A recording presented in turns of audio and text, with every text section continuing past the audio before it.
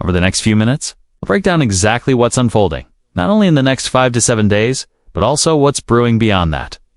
Because sitting just past this temporary lull is a setup that could completely flip our weather pattern. But if you're tuning in from Canada, consider this your heads up. You're sitting right in the crosshairs of what's building to the north.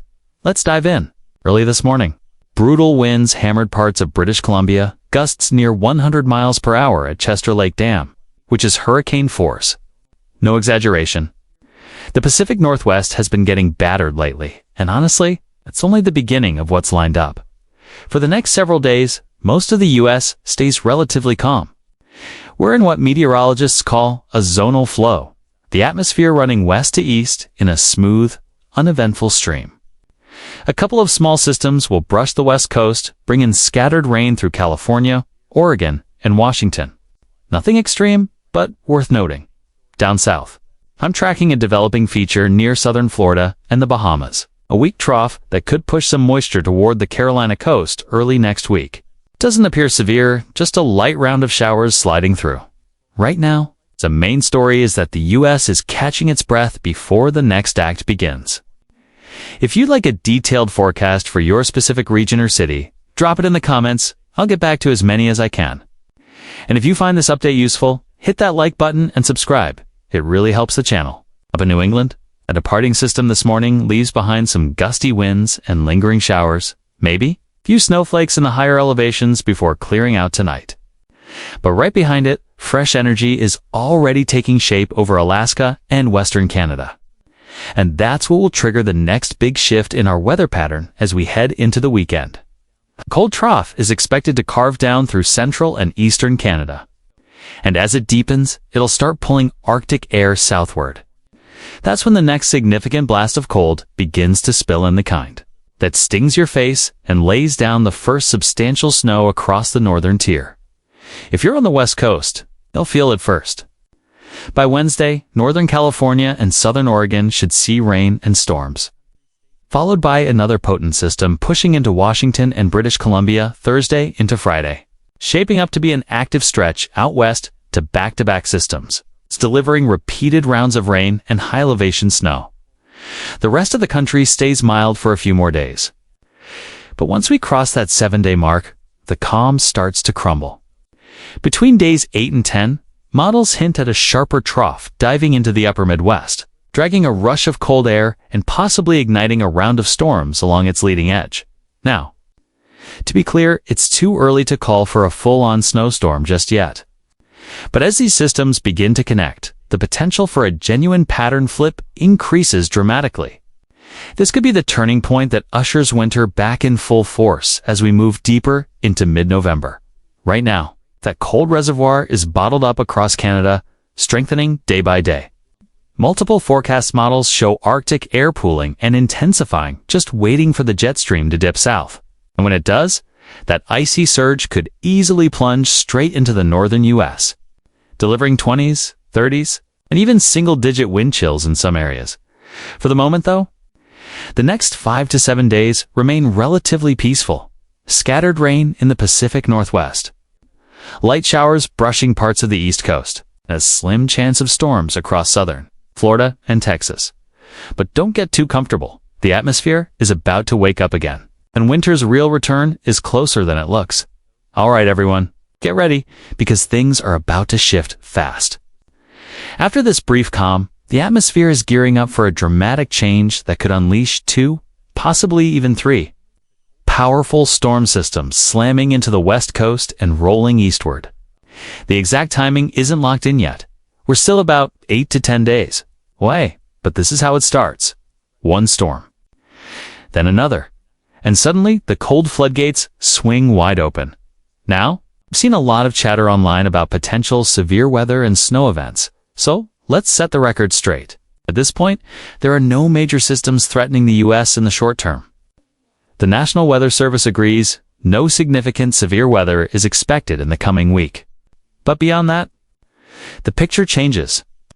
Once that Pacific trough deepens and starts moving east, it opens the door for colder air and potential snowstorms, especially across the northern plains, the Great Lakes, and maybe even parts of New England as we move into mid to late November, up north. Canada will take the first big hit. Alberta, Saskatchewan, Manitoba, Ontario, and Quebec are all looking primed for multiple rounds of heavy snow.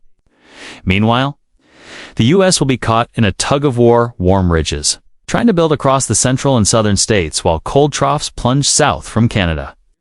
That blocking setup will be crucial. It's what decides who gets buried in snow and who stays mild.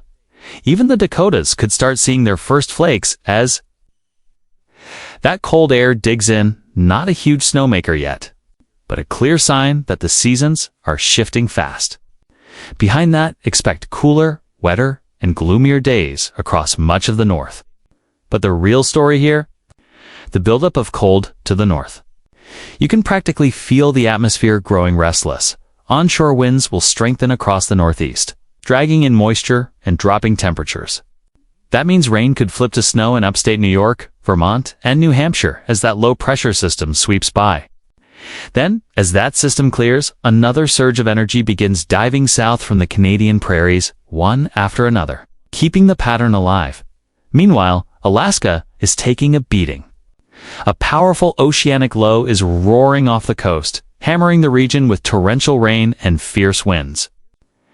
That storm's energy will cascade south into British Columbia and Washington, dumping snow in the mountains, rain down below, and setting off a chain reaction that keeps the jet stream roaring along the entire west coast.